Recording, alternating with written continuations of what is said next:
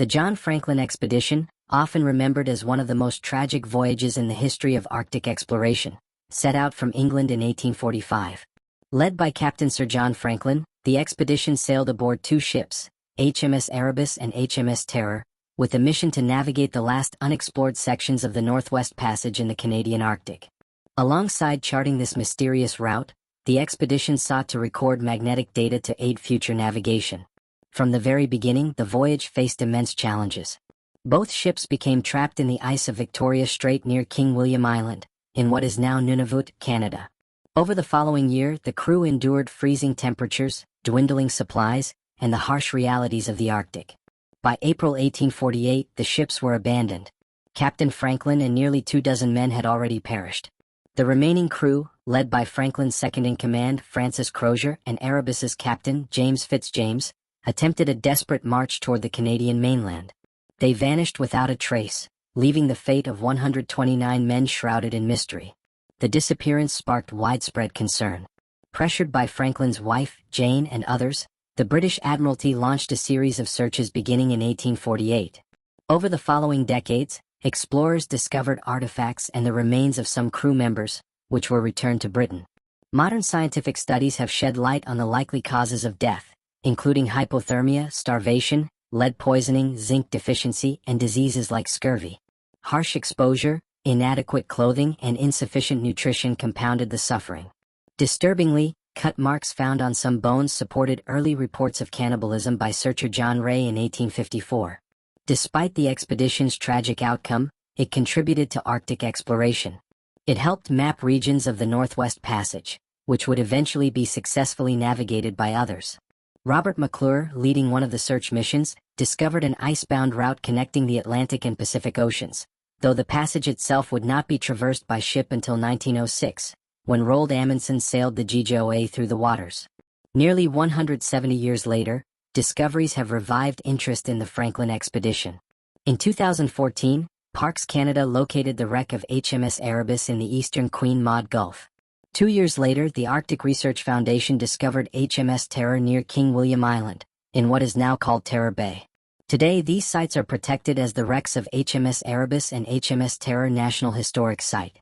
Research and dive expeditions continue annually, revealing new insights into one of the most compelling stories in the history of Arctic exploration. The John Franklin expedition remains a haunting testament to human endurance, ambition, and the unforgiving nature of the Arctic, captivating historians, scientists, and the public alike. The search for a western sea route from Europe to Asia began in the 15th century with Portuguese and Spanish explorers such as Bartolomé Dias, Vasco da Gama, and Christopher Columbus. By the mid-19th century, numerous exploratory voyages had expanded European knowledge of the Western Hemisphere, particularly North America. As the known world grew, attention gradually turned toward the Arctic, where the elusive Northwest Passage was believed to lie. During the 16th and 17th centuries, explorers including Martin Frobisher, John Davis, Henry Hudson, and William Baffin charted parts of North America. The incorporation of the Hudson's Bay Company in 1670 further encouraged exploration of Canada's coastlines, interior, and adjacent Arctic waters. The 18th century brought a new wave of Arctic exploration, with figures such as James Knight, Christopher Middleton, Samuel Hearne, James Cook, Alexander Mackenzie, and George Vancouver adding to the growing body of geographic knowledge. By 1800, these efforts had conclusively shown that no Northwest Passage existed in the temperate latitudes of North America. In 1804, Sir John Barrow became Second Secretary of the Admiralty, a position he held until 1845. Barrow was a driving force behind British Arctic exploration, promoting expeditions to find a Northwest Passage over northern Canada and to explore toward the North Pole.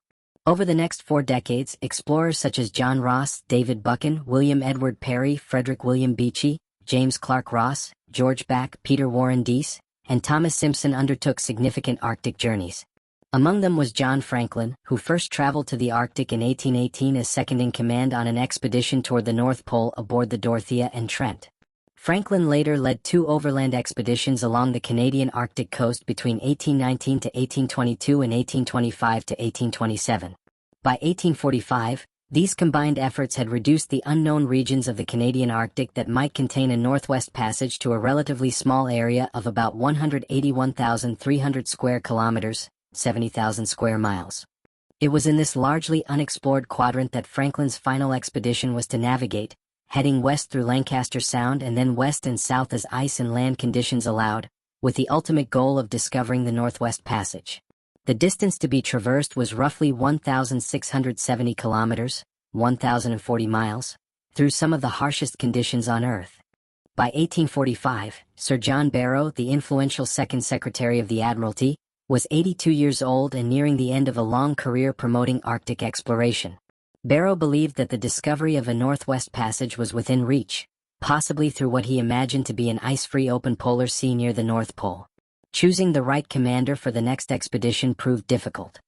His first choice, William Parry, had grown weary of the Arctic and politely declined. James Clark Ross, his second choice, refused because he had promised his new wife he would no longer undertake polar voyages. Barrow's third candidate, James Fitzjames, was rejected by the Admiralty for being too young. Other candidates, including George Back and Francis Crozier, were considered unsuitable for reasons ranging from temperament to modesty. Reluctantly, Barrow turned to the 59-year-old John Franklin. The expedition was to sail aboard two ships, HMS Erebus and HMS Terror, both of which had been used in James Clark Ross' Antarctic expedition from 1839 to 1843, during which Crozier had commanded Terror. Franklin assumed command of Erebus, with Fitzjames as second-in-command, while Crozier returned as commander of Terror. Franklin officially received command on February 7, 1845, with formal instructions following on May 5. Erebus, at 378 tons and Terror at 331 tons, were robustly constructed and equipped with cutting-edge technology for the time. Each ship had a steam engine, converted from former locomotives of the London and Croydon Railway, driving a single-screw propeller, allowing them to reach 7.4 kilometers per hour under steam or higher speeds under sail. Both ships featured reinforced bows of heavy beams and iron plates, internal steam heating to keep the crew warm in Arctic conditions, and iron wells that allowed rudders and propellers to be withdrawn into the hull to prevent damage. The expedition carried a 3-year supply of provisions, including tinned vegetables and soup, salt-cured meat, pemmican, and even live cattle. More than 1,000 books formed the ship's libraries, ensuring both instruction and entertainment for the officers and crew during the long Arctic winters. However, in the rush to meet the tight provisioning schedule, some of the tinned food was poorly soldered with lead, a flaw that would later have tragic consequences. Most of the crew were English, particularly from northern England, with smaller contingents of Irish, Welsh, and Scottish sailors. 2 crew members were born outside the British Isles: Charles Johnson from Halifax, Nova Scotia, and Henry Lloyd from Kristiansand, Norway. Despite the size of the crew, only a handful had previous Arctic experience. Franklin, Crozier, Erebus First Lieutenant Graham Gore, Terror Assistant Surgeon Alexander MacDonald, and the Ice Masters James Reed and Thomas Blanquier. Every detail, from the selection of ships to the provisions and personnel, reflected the Admiralty's high expectations. The Franklin expedition was designed to be the pinnacle of Arctic exploration, fully equipped to navigate one of the most dangerous and uncharted regions on Earth. The Franklin expedition set sail from Greenhithe, Kent, on the morning of May 19, 1845, carrying a crew of 24 officers and 110 men. Their first stop was Stromness in the Orkney Islands, northern Scotland, to take on fresh water. From there, the ships sailed for Greenland, accompanied by HMS Rattler and the transport ship Barretto Jr., completing the passage in 30 days. At the Whalefish Islands in Disco Bay on Greenland's west coast, 10 oxen carried on Barretto Jr. were slaughtered to provide fresh meat for Erebus and Terror. Crew members wrote what would become their last letters home, noting Franklin's strict regulations against swearing and drunkenness. 5 men were discharged due to illness and returned to England on Rattler and Barretto Jr., leaving 129 men to continue the voyage. In late July 1845, the whaling vessels Prince of Wales and Enterprise encountered Erebus and Terror in Baffin Bay, where the expedition awaited favorable conditions to cross Lancaster Sound. After that sighting, the expedition was never seen again by Europeans. Information about the expedition's fate only emerged gradually over the next century and a half, pieced together through later explorations, scientific research, and Inuit testimony. The only first-hand record of events after leaving Baffin Bay comes from the Victory Point note, discovered on King William Island decades later. Franklin's men spent the winter of 1845-46 on Beechey Island, where 3 crew members died and were buried. By the summer of 1846, the expedition sailed down Peel Sound, only to become trapped in the ice off King William Island in September of that year. The ships would never sail again. The second part of the Victory Point note, dated April 25, 1848 and signed by James Fitzjames and Francis Crozier, recorded that Franklin had died on June 11, 1847. By this time, the remaining crew had abandoned Erebus and Terror, planning to march across King William Island and the surrounding sea ice toward the Back River on the Canadian mainland. In addition to Franklin, 8 officers and 15 men had already perished. The Victory Point note remains the last known communication from the expedition. Archaeological evidence suggests that all remaining crew members died during the grueling 400-kilometer, 250-mile, march toward Back River, with most perishing on the island itself. Only a few, perhaps 30 or 40, reached the northern coast of the mainland before succumbing to the harsh conditions, still hundreds of miles from the nearest outpost of European civilization. The Victory Point note, one of the few first-hand records from the Franklin expedition, was discovered 11 years later in May 1859 by Lieutenant William Hobson during the McClintock Arctic expedition. It had been placed in a cairn on the northwestern coast of King William Island. The note was written on a pre-printed Admiralty form and consists of 2 parts. The first part was composed after the expedition's first wintering in 1847, while the second part was added approximately 1 year later. Evidence suggests that the document was initially deposited in a cairn erected decades earlier by James Clark Ross during John Ross's second Arctic expedition, at a location Ross had named Victory Point. The second part of the note was written largely in the margins of the form due to a lack of space and is believed to have been written on April 25, 1848. In addition, Hobson found a second document at Gore Point, a few miles southwest, containing a near-identical duplicate of the first 1847 message but lacking the second 1848 entry. Analysis of the handwriting indicates that all messages were written by James Fitzjames. Since Fitzjames did not participate in the landing party that originally deposited the notes in 1847, it is assumed he wrote the messages on board the ships, while Lieutenant Graham Gore and mate Charles Frederick Des Vaux added their signatures as members of the landing party. Both documents contain the same factual errors, including an incorrect date for the wintering on Beechy Island, further supporting this conclusion. After the abandonment of Erebus and Terror, Fitzjames added the second message, signed by himself and Francis Crozier, and returned it to the Victory Point cairn, where it would remain until its discovery by Hobson 11 years later. The note remains a crucial piece of evidence, providing the last direct insight into the expedition's movements and the fate of its crew. By 1848, 2 years after Franklin's departure with no word from the expedition, public concern in Britain had grown intense. Jane, Lady Franklin, along with members of Parliament and British newspapers, pressed the Admiralty to launch a search. Though initially reluctant, the Admiralty devised a 3-pronged rescue plan. In the spring of 1848, an overland party led by John Richardson and John Rae traveled down the Mackenzie River toward the Canadian Arctic coast. 2 additional naval expeditions were sent by sea. James Clark Ross navigated the Arctic archipelago through Lancaster Sound, while Henry Kellett approached from the Pacific. The Admiralty also offered a reward of £20,000, equivalent to roughly £2.5 million in 2023, for any assistance rendered to Franklin's crews. When these early efforts failed to locate the lost expedition, national interest surged. Searching for Franklin became nothing less than a crusade, inspiring popular ballads such as Lady Franklin's Lament, commemorating his wife's tireless devotion. By 1850, 11 British and 2 American ships were scouring the Canadian Arctic, including the Breadalbane and HMS Phoenix. Many search parties converged on Beechy Island, where the first relics of the expedition were discovered, remnants of the 1845-46 winter camp and the graves of John Torrington, John Hartnell, and William Braine. No messages or written records from Franklin's crew were found at the site. In 1851, sailors and passengers aboard several vessels spotted a massive iceberg off Newfoundland, upon which rested 2 ships, one upright and the other on its beam ends. At the time it was speculated they might be Erebus and Terror, but they were likely abandoned whaling ships. In 1852, the Admiralty dispatched Edward Belcher to lead another Arctic search. His expedition faced significant difficulties. Belcher's rigid command style did not sit well with his officers and crews, and navigating icebound waters proved treacherous.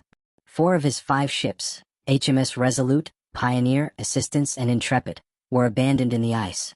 Although Belcher was court-martialed for the losses, he was ultimately acquitted. One of these vessels, HMS Resolute, would have a lasting legacy. Recovered intact by an American whaler, it was returned to Britain.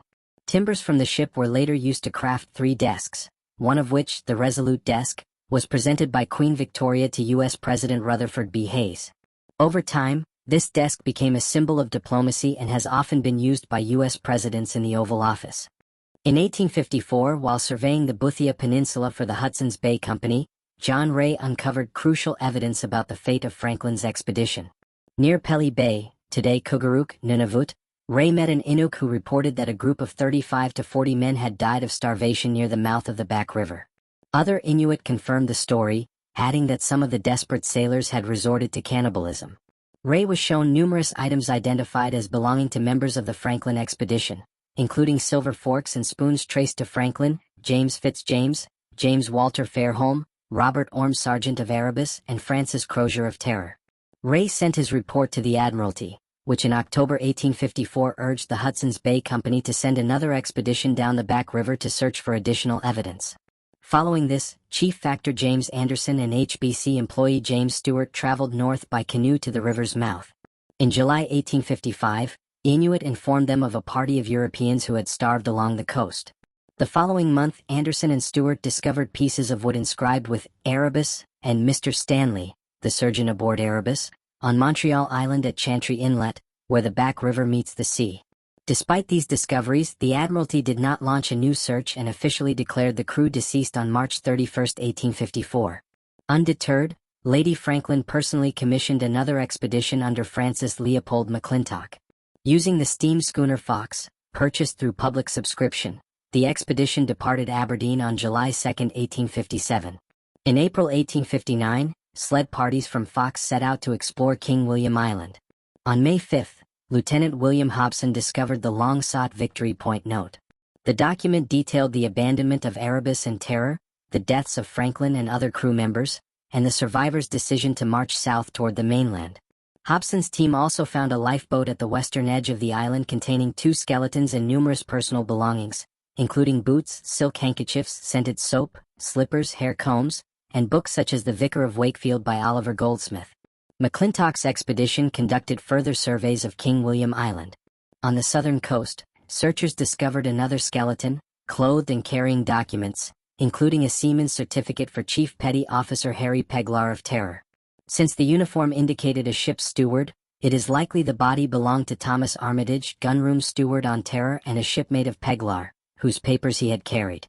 McClintock also interviewed Inuit who recounted details of the expedition's tragic end, providing crucial first-hand accounts of the crew's final days. Between 1860 and 1869, American explorer Charles Francis Hall undertook 2 expeditions to the Canadian Arctic in search of Franklin's lost expedition. Hall spent much of his time living among the Inuit near Frobisher Bay on Baffin Island and later at Repulse Bay on the mainland, learning local knowledge and gathering accounts of the missing crew. During his travels, he discovered camps, graves, and relics along the southern coast of King William Island, though he believed no Franklin survivors remained among the Inuit. Hall formed a close acquaintance with an Inuk man from Pelly Bay named Supunger. During extensive interviews in 1866 and again in 1869, Supunger described a vault constructed by members of the Franklin expedition, marked by a wooden pillar and containing artifacts. Hall received a wooden model of the pillar, broken at the top, possibly the remains of a cross, and other artifacts from King William Island. These items were later donated to the Smithsonian Institution and are now part of the Smithsonian Museum of American History in Washington, D.C. The vault itself, which Hall believed might have been the burial site of a high-ranking officer, possibly Franklin, has never been located. The existence of the vault has long been debated, as Supunger's reliability was questioned even at the time. He described its contents as bones, a knife, and dirt, and the wooden pillar had been salvaged by him and his uncle, complicating identification of the site. Nevertheless, Hall continued to collect Inuit testimony, gathering hundreds of pages of detailed accounts about the expedition's final months. In 1869, local Inuit led Hall to a shallow grave on King William Island containing well-preserved skeletal remains and fragments of clothing. These remains were transported to England and interred beneath the Franklin Memorial at Greenwich's Old Royal Naval College. Examination by biologist Thomas Henry Huxley identified the remains as those of Henry Thomas Dundas Le Vescant, second lieutenant on Erebus, though a 2009 study suggested they may have been Harry Goodsir, assistant surgeon on Erebus. Hall's collected testimonies included detailed descriptions of encounters with Franklin's ships and parties of white men along the southern coast of King William Island near Washington Bay. In the 1990s, historian David C. Woodman extensively researched these Inuit accounts, publishing Unraveling the Franklin Mystery, 1992, and Strangers Among Us, 1995. Woodman's work challenged the traditional narrative that all survivors died shortly after abandoning the ships in 1848. According to his research, many of the 105 men cited by Crozier in the final Victory Point note may have survived past 1848, remanned at least one of the ships, and sailed along the coast of King William Island, with some possibly surviving as late as 1851.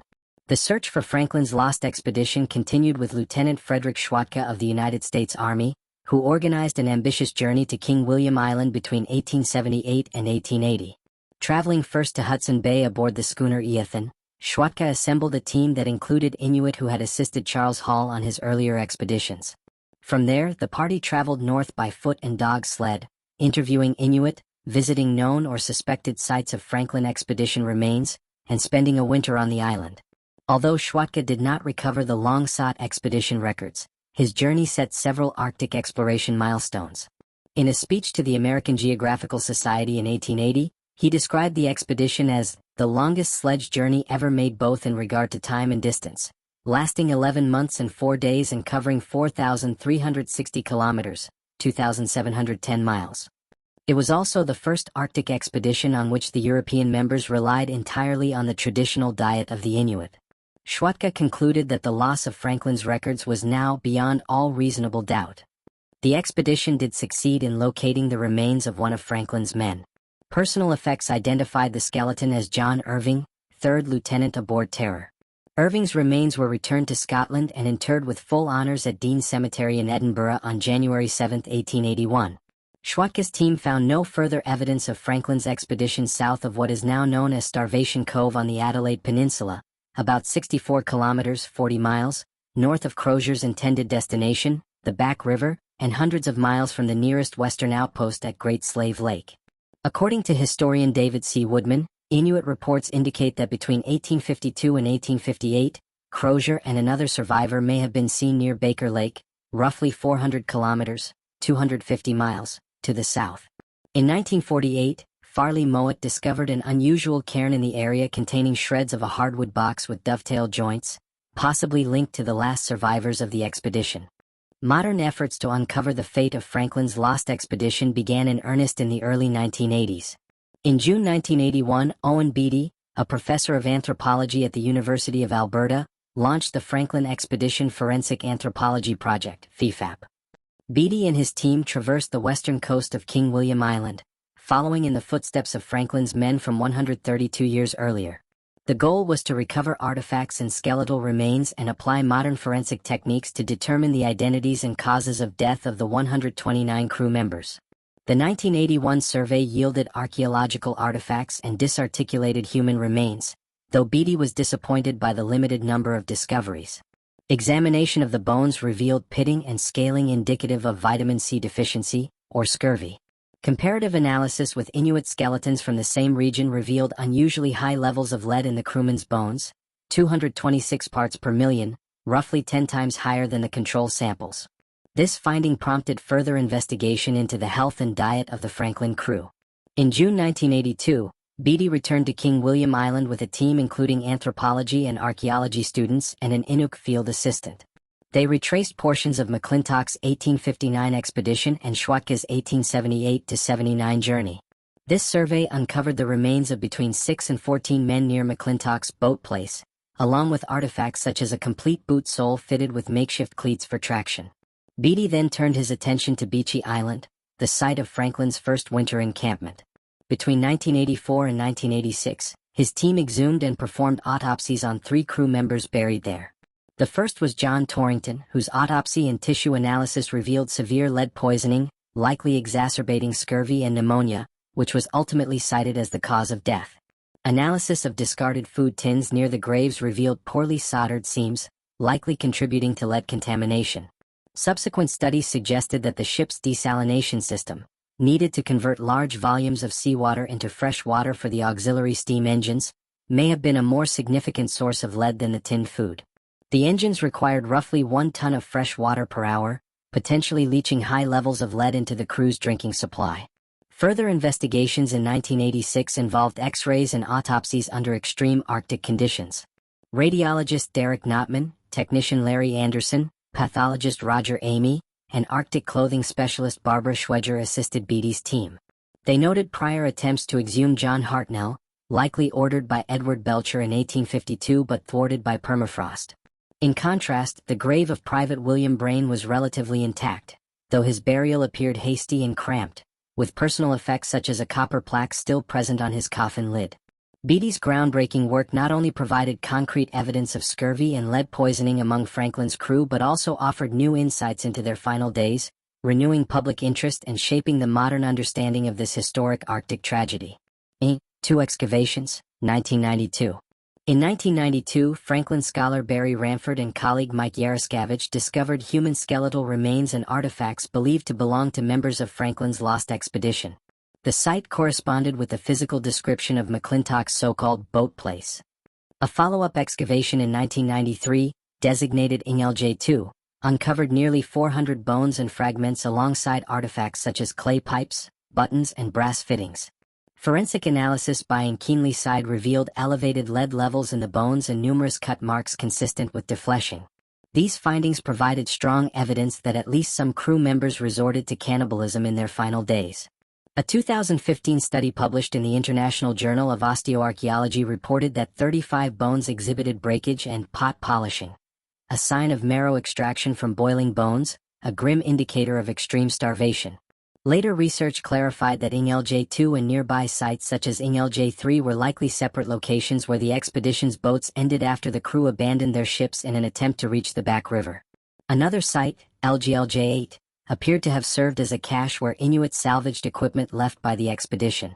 King William Island land searches, 1994 to 1995. In 1994, historian David C. Woodman led a land search from Collinson Inlet to Victory Point, looking for the vaults described by the contemporary Inuk hunter Supunger. Despite 10 days of systematic exploration with a 10-person team sponsored by the Royal Canadian Geographical Society and documented by the CBC, no trace of the vaults was found. The following year, Woodman, along with George Hobson and American adventurer Stephen Trafton, organized separate expeditions across the island. Trafton investigated the Clarence Islands, guided by Inuit stories of a white man's cairn, but found nothing. Hobson and archaeologist Margaret Bertulli explored a summer camp near Cape Felix, recovering minor Franklin relics. Woodman and his team traveled south from Wall Bay to Victory Point, discovering only rusted food cans at a previously unknown campsite near Cape Maria Luisa. Wreck searches, 1997 to 2013. In 1997, a Franklin 150 expedition mounted by the Canadian company Econova used sonar to explore priority magnetic targets identified in 1992. Led by archaeologist Robert Granier and assisted by Margaret Bertulli, with Woodman as historian and coordinator, the team surveyed approximately 40 square kilometers near Kirkwall Island. While some Franklin relics, mainly copper sheeting and small items, were found on islets north of O'Reilly Island, poor weather prevented extensive survey work. The expedition was documented in the film Oceans of Mystery, Search for the Lost Fleet. Between 2001 and 2004, Woodman led further magnetometer mapping expeditions, including the Irish-Canadian Franklin Search expeditions. Using sled-drawn magnetometers across the sea ice, these surveys completed the mapping of the northern Kirkwall Island area and southern O'Reilly Island region. High-priority magnetic targets were later identified as geological in origin, though small artifacts and explorer tent sites were discovered on a small islet northeast of O'Reilly Island. In August 2008, Parks Canada announced a new search led by Granier, leveraging improved ice conditions and sidescan sonar in open water. The team incorporated newly published Inuit testimony collected by oral historian Dorothy Harley Eber and guidance from local Inuk historian Louis Kamukak. Meanwhile, the wreck of HMS Investigator, which had been icebound and abandoned in 1853 while searching for Franklin, was discovered in shallow water at Mercy Bay along the northern coast of Banks Island on July 25, 2010. The ship remained upright in approximately 11 meters, 36 feet, of water, remarkably well preserved. In August 2013, Parks Canada announced yet another search for the lost ships, continuing the decades-long effort to uncover the final chapter of the John Franklin expedition. Scientific conclusions. Why the Franklin expedition failed. Decades of research, including the Franklin Expedition Forensic Anthropology Project, FEFAP, have shed light on the tragic fate of the lost crew. Field surveys, excavations, and exhumations on King William Island and Beechey Island revealed multiple causes behind the disaster. The crew members buried on Beechey Island most likely died of pneumonia and in some cases tuberculosis, evidenced by brain spot disease. Toxicological reports initially suggested that lead poisoning from poorly soldered tin cans or possibly the ship's water systems may have contributed to weakened immune systems. Forensic analysis of skeletal remains showed blade cut marks, indicating that some crew members resorted to cannibalism during their final, desperate months. The combination of extreme cold, starvation, disease, including scurvy, pneumonia, and tuberculosis, and possible lead exposure created a lethal synergy that ultimately claimed every life in the expedition. Some provisions had rotted due to poorly soldered cans, and meat caught by the crew may have contained botulism, further weakening them. However, more recent studies have cast doubt on the role of lead poisoning as a primary cause. Chemical re-examination of bone and nail samples from John Hartnell and other crew members revealed that lead levels in their bones had remained consistent throughout their lives. A 2016 study suggested that chronic malnutrition, specifically zinc deficiency from a lack of meat, severely suppressed the crew's immune systems. This deficiency, combined with pre-existing tuberculosis, left them highly vulnerable. In the final weeks, as their bodies broke down muscle and bone for energy, previously stored lead was released into their bloodstream, explaining the high lead levels previously observed in soft tissue and hair. Navigation and logistical challenges also played a critical role. Franklin's chosen route along the west side of King William Island led Erebus and Terror into ice-packed waters that rarely cleared during summer, unlike the East Coast route later used successfully by Roald Amundsen. The expedition, designed as a naval venture, was ill-equipped for extensive land travel, yet crews hauling excessive and heavy equipment further exhausted their strength. Harsh winters in 1846 to 1847 kept the ships trapped in ice for 2 consecutive years, forcing the men to rely almost exclusively on stored food. This diet not only lacked sufficient vitamin C but also thiamine, contributing to severe physical weakness. In summary, the Franklin expedition's demise was the result of a deadly combination of environmental, nutritional, medical, and logistical factors. A tragic story of ambition, misfortune, and human endurance pushed to the limits. Want to explore the Franklin expedition in more depth? Discover interactive maps of the shipwreck sites and expedition routes. See archaeological artifacts and skeletal remains recovered from King William and Beechey Islands. Learn how modern forensics is solving historical mysteries more than 170 years later. Subscribe to our channel for the full Franklin Expedition documentary series and never miss an episode of Arctic exploration history. Comment below. If you could ask one question to Franklin or his crew, what would it be?